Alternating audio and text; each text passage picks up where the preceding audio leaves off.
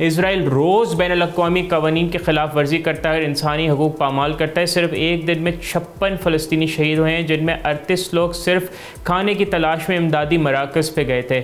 यह वाक़यात इंतहाई मुतनाज़िअ गज़ा humanitarian foundation के मराकज़ पर हुए हैं, जो अमरीका और इसराइल की मदद से चलाया जाता है। इमदादी सामान की तरसील के ये नाम नहाद कैंप्स इसराइली फ़ौज के नाज़रीन मुकम्मल कंट्रोल में हैं। रफ़ा के फ्लैग राउंड अबाउट पर सुबह 4 बजे इसराइली फोर्सेस ने भूखे और मासूम और बेगुनाह लोगों पर फायरिंग की और ऐनी शाहिद वहाँ पे जो मौजूद थे उन्होंने बताया कि हर तरफ से फायरिंग की आवाज़ आ रही थी। लोग ज़मीन पर गिर गिर कर छुपने की कोशिश कर रहे थे।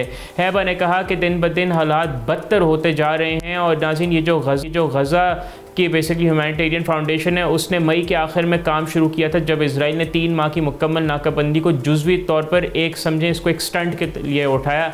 लेकिन अक़वाम मुत्तहिदा और बड़ी जो इमदादी तंजीमें हैं उन्होंने इस फाउंडेशन के साथ ताउन से इनकार कर दिया है। उनका कहना है कि ये जो बेसिकली ये ऑर्गेनाइजेशन है इंसानी ज़रूरियात से ज़्यादा इसराइली फ़ौजी मकासद को तरजीह देता है। अब तक इन ख़तरनाक इमदादी मराकज़ या जिनको बेगुनाह फ़लस्तीनों का मुज़बा खाना कहा जाता है उसके में तकरीबन 300 से ज़ायद बेगुनाह फ़लस्तीनी शहीद हो चुके हैं और 2000 से ज़ायद मासूम लोग ज़ख्मी हुए हैं। अक़वाम मुत्तहिदा के इंसानी हकूक़ के चीफ वोल्कर तुर्क ने कहा है कि इसराइल ने खाने को हथियार बनाया है और जान बचाने वाली इमदाद को रोका है।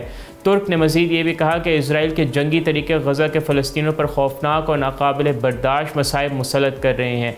20 माह से ज़ायद के इसराइली हमलों में 55,362 फ़लस्तीनी शहीद हो चुके हैं और अल जज़ीरा के रिपोर्टर तारिक अबू अज़ूम ने देर अल बलाग से बताया है कि मौजूदा इमदादी तकसीमी निज़ाम ने फ़लस्तीनियों में इंतशार और मायूसी फैला दी है।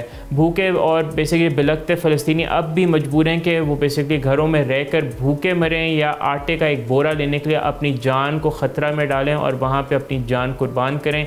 ये नाज़रीन एक इंतहाई तकलीफ़ दह सिचुएशन है और इसकी जितनी भी मज़म्मत की जाए कम है।